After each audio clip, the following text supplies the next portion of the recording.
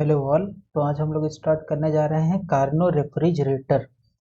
Karnaugh refrigerator होता क्या है? Heat engine. सबसे पहले क्या होता है? हीट इंजन होता है कि अगर मैं यहाँ एक छोटा सा हीट इंजन बनाने की कोशिश करूँ तो ये हमारे पास है हीट इंजन का वर्किंग।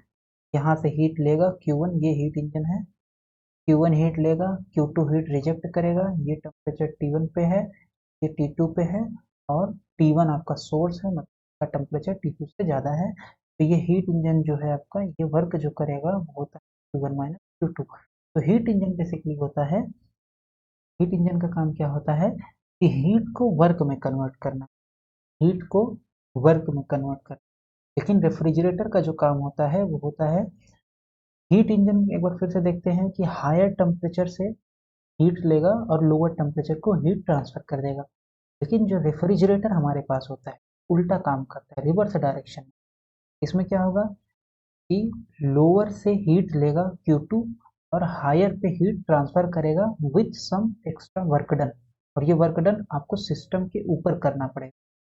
तो Q2 प्लस W हीट क्या करेगा? ये हायर टेम्परेचर पे ट्रांसफर करेगा। जैसे हमारे पास एसी फ्रिज जो काम करते हैं, हीट इंजन का जो एग्जांपल है पेट्रोल इंजन, डीजल इंजन। तो ये Q2 हीट लिया, ये जो हमारे पास कार्नो रेफ्रिजरेटर है, Q2 हीट लिया लोअर टेम्परेचर से और हायर टेम्परेचर पे Q2 प्लस W हीट को भेज दिया।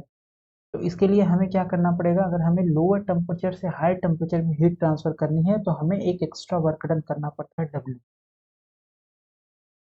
तो यहाँ पे है एक Carnot refrigerator is as a Carnot engine is a reversible engine.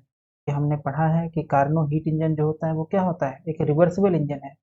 तो रिवर्सिबल इंजन होने का क्या मतलब है कि कार्नो इंजन, कार्नो अगर हीट इंजन की तरीके काम करेगा तो वो हायर टेम्परेचर से हीट लेगा, लोअर टेम्परेचर पे हीट रिजेक्ट करेगा और कुछ वर्क डन करेगा जो कि होगा W बराबर Q1 माइनस। लेकिन क्योंकि कार्नो इंजन रिवर्स है तो इसका मतलब ये उल्टा डायरेक्शन में भी काम कर सकता है, लोअर टेम्परेचर से हीट ले और हायर टेम्परेचर के हीट दे दे विथ सम एक्सटेंशन।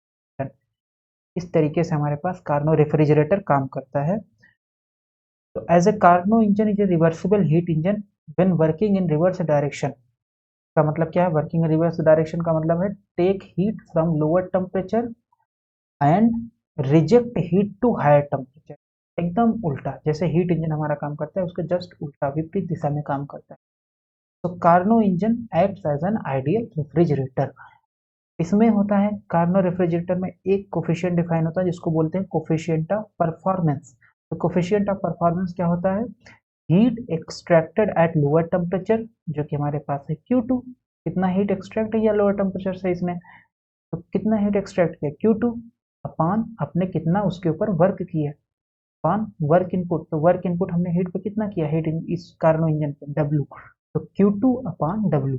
तो दिस इज Q2 और W हमें पता है क्या होता है? Q1 minus Q2। तो Q1 माइनस Q2 रख देंगे तो यहाँ पे आ जाएगा बीटा। बीटा जो है वही कोफिशिएंट ऑफ परफॉर्मेंस से डिनोट करते हैं बीटा से। तो बीटा हो जाएगा Q2 अपान W। तो Q2 अपान Q1 minus Q2 so beta. और यहाँ पे Q2 से ऊपर नीचे डिवाइड करेंगे तो यहाँ पे डिवाइड करेंगे तो ये 1 हो जाएगा, फिर यहाँ डिवाइड करो so this is Q1 by Q2 और यहाँ पर जाएगा माइनस Q2 बाई Q2 जो कि हो जाएगा 1। सो Q1 बाई Q2 माइनस 1। अब यहाँ से इसको अगर हम सॉल्व करें तो बीटा बराबर हमारे पास आ गया इतना।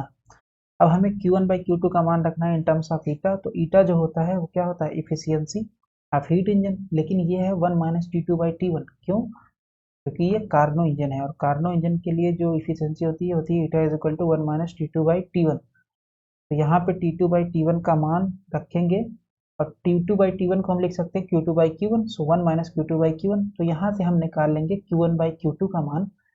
Q1 बाई Q2 सबसे पहले Q2 बाई Q1 इधर जाएगा तो ये आ जाएगा 1 माइनस ईटा, और रिवर्स कर देंगे तो Q1 बाई Q2 आ जाएगा 1 अपान 1 माइनस ईटा। यहाँ से ये वैल्यू उठा करके यहाँ पे सब्स्टिट्यूट करेंगे तो बीटा आ जाएगा हमारे पास 1 अपान 1 माइनस ईटा माइनस 1। थोड़ा सा सॉल्व कर लेंगे तो ये 1 माइनस ईटा इधर होगा और ऊपर मल्टीप्लाई हो जाएगा। तो 1 माइनस ईटा और इसको ओपन करेंगे तो this is 1 minus 1 plus eta. तो 1 1 कैंसिल हो जाएगा तो ईटा बचेगा। 1 माइनस ईटा अपान ईटा।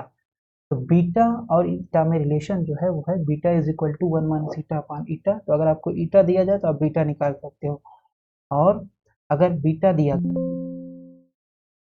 थोड़ा सा सॉल्व करेंगे तो एक रिलेशन हमारे पास ये है, और तो यहाँ से आ गया eta beta is equal to 1 minus eta.